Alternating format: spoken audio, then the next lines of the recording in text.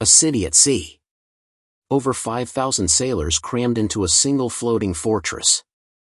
And every day, nearly 18,000 meals must be served. How on earth do they pull it off? How do you keep a warship thriving when it consumes like a small town, 3 times over, without ever touching land? Step into the narrow steel corridors of a U.S. Navy carrier, and you'll discover more than just fighter jets and weapons. You'll find bakeries, cafeterias, cold storage rooms as big as warehouses, and even something resembling a supermarket. In many ways, this truly is a city, one that never stops moving. Take the USS Gerald R. Ford. During its recent months-long deployment above the Arctic Circle alongside NATO allies, the seas were rough, the weather freezing. Yet, deep below the flight deck, the galleys stayed red-hot, churning out food round the clock. Pancakes at dawn, burgers at noon, midnight rations for crews launching jets into the starry sky. But this isn't just about food, it's about survival.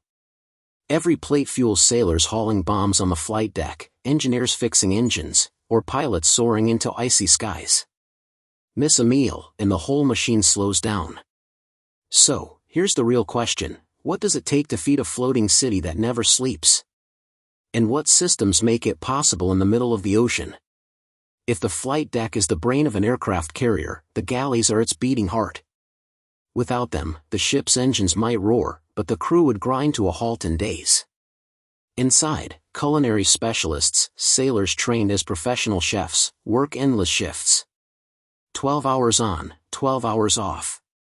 By the time most sailors grab breakfast, the galley crew's been up for hours, flipping thousands of eggs, cooking bacon by the tray, and stacking fresh-baked bread.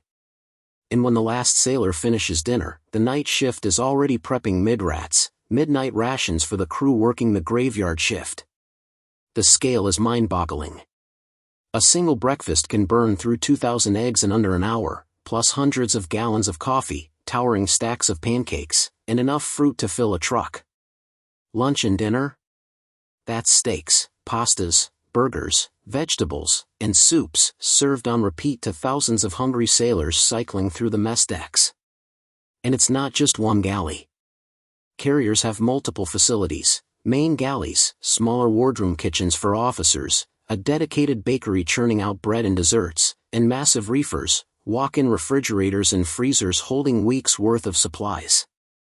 These reefers are packed floor-to-ceiling with meat, vegetables, dairy, and frozen goods, constantly rotated to prevent spoilage. Then there's the rhythm of the mess decks. Picture a cafeteria that never closes. Metal trays clatter on tables, lines snake around corners, and the aroma of fresh cookies mingles with the sharp scent of industrial cleaners. Sailors in coveralls sit shoulder to shoulder, grabbing quick meals before returning to engineering, aviation, or weapons duty. For the culinary specialists, there's no break. They chop, stir, fry, and serve, then scrub everything down before the next wave of sailors floods in. It's relentless, but it's the backbone of morale. Hot food, served on time, is the difference between a ship that merely survives and one that thrives. Down here, far from the roar of jet engines, you'll find the true lifeline of a floating city, a team of cooks feeding an army at sea, every single day, without fail. Feeding 5,000 sailors doesn't just happen in the galley. It relies on a supply chain stretching across oceans. The key to keeping a carrier alive for months is underway replenishment, or unrep. Imagine this: a supply ship pulls alongside the carrier in open water, both steaming at 12 to 16 knots. Thick lines are shot across the gap, and soon, pallets of food zip through the air on high-tension cables. Crates of fresh fruit, frozen meat, flour, soda, even ice cream slide across the divide. On deck, forklifts and sailors move fast, stacking pallets that head straight to elevators, down to the reefers, and into storage holds. It's a logistical ballet performed as the sea heaves beneath them. Inside the carrier, storage is critical. The reefers, massive refrigerated rooms, are packed wall-to-wall with meat, vegetables, milk, and eggs. Separate freezers hold long-term goods, while dry storage areas stack flour, rice, cereal, canned goods, and snacks. Every item is logged, rotated, and checked constantly. A single mistake, like spoiled meat or a failed freezer, could ruin thousands of meals. And then there's water. A carrier can't haul bottled water for everyone, it makes its own. Desalination plants deep in the ship pull in seawater, strip out the salt, and produce hundreds of thousands of gallons of fresh water daily, up to 400,000 gallons on some carriers. That's enough for drinking, cooking, and even laundry.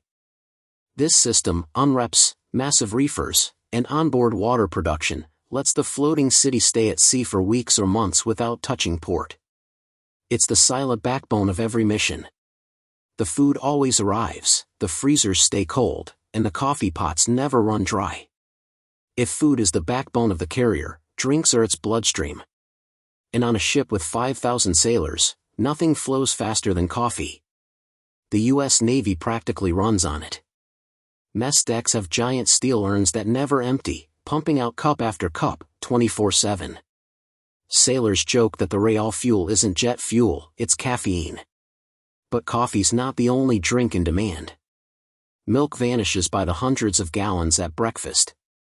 Sports drinks and juice add variety, and sodas are stocked by the pallet, delivered during replenishments. Yes, even ice cream is stored in the reefers, appearing on menus for special occasions, turning an ordinary night into something that feels like home. Then there's the ship's store, a floating corner market tucked away on a lower deck. Sailors line up to buy energy drinks, chips, candy, protein bars, and toiletries. Some carriers even stock branded coffee, like Starbucks packets or beans, sold through the store. It's not a full-blown cafe, but thousands of miles from shore, a familiar logo on your coffee cup is a morale boost. Comfort matters. After a 12-hour shift on a freezing flight deck, an ice-cold soda or steaming coffee can reset your mood. Drinks are more than hydration, they're rituals. Morning coffee before a briefing, a Gatorade after the gym, a soda shared with friends on a steel bench during downtime. In a city at sea, these small comforts, caffeine, sweetness, a taste of home, turn survival into living, sip by sip. Behind every tray of food is a sailor with a specific job, culinary specialist. These aren't just cooks, they're logisticians, food safety managers, and morale boosters rolled into one. Their training starts at Culinary Specialist School in Virginia, learning knife skills, large-scale batch cooking, nutrition science, and sanitation rules. Cooking for a family is one thing, cooking for 5,000 in a steel galley, where a mistake could spread foodborne illness across the ship, is another level. On board, standards are strict. Kitchen surfaces are scrubbed constantly, thermometers check food temperatures, and storage areas are inspected daily. Sailors rotate stock, track expiration dates, and monitor fridges like lives depend on it, because they do. Nutrition is critical. The average sailor burns thousands of calories daily, especially on the flight deck, where heavy lifting, jet blast, and long hours take a toll. Meals are balanced with protein, carbs, and fats, steak and potatoes one day, chicken stir-fry the next, pasta loaded with vegetables when carbs are needed most. But it's not just fuel. Culinary specialists understand the psychology of food. Bland meals tank morale, repetitive menus spark complaints. A well-seasoned dish, a colorful plate, or the smell of fresh bread can lift spirits beyond mere calories. These sailors do more than feed, they keep the city at sea running, healthy, and ready for the next launch. On long deployments, food isn't just nutrition, it's a weapon against monotony. Sailors grind through months of identical steel corridors, long watches, and endless horizons. Special meals break that cycle and remind everyone of home. Pizza night is a favorite, the galley crew rolls out dozens of doughs, loads trays with cheese and pepperoni, and serves slice after slice until every sailor is full. Simple, but 1,000 miles from shore, it feels like a feast. Then there's steel beach picnics. When weather permits, grills are hauled onto the flight deck. Burgers, hot dogs, and chicken sizzle in the open air as music blares over loudspeakers. For a few hours, the world's most advanced warship feels like a backyard barbecue, except the backyard's in the Pacific. Holidays are another highlight. On Thanksgiving, galleys transform, culinary specialists carve roast turkeys, whip up stuffing, and sculpt desserts into elaborate displays.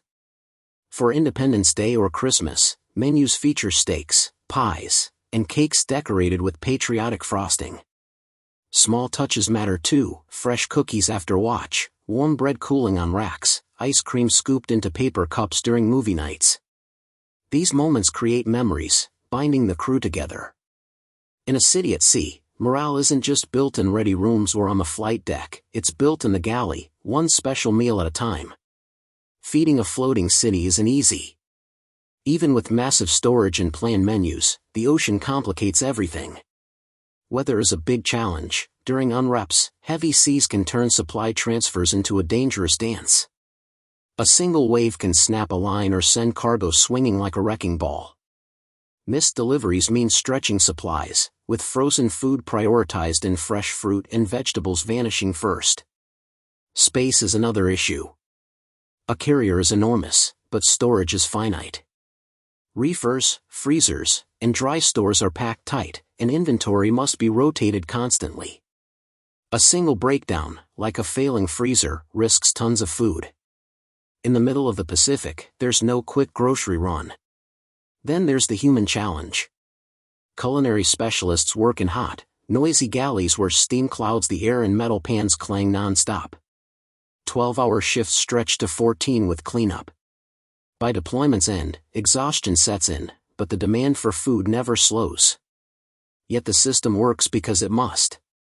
Jets don't launch without fed crews, and sailors can't haul weapons or fix engines on empty stomachs. No matter the weather or strain, the floating city eats. Feeding 5,000 isn't a luxury, it's survival. A city at sea runs on more than engines and jet fuel. It runs on food, coffee, and the grit of sailors keeping the galley alive day and night. Every plate served keeps the mission moving and morale steady. So, here's today's question: if you were deployed for 8 months, what comfort food would you miss most? Drop it in the comments. Thanks for watching. Don't forget to like, subscribe, and if you want to go further, join the fleet. You'll get loyalty badges, priority responses, and help us bring true maritime stories to life. Just click join on our channel page and come aboard, because at sea, even the toughest warship runs on chow. See you in the next one.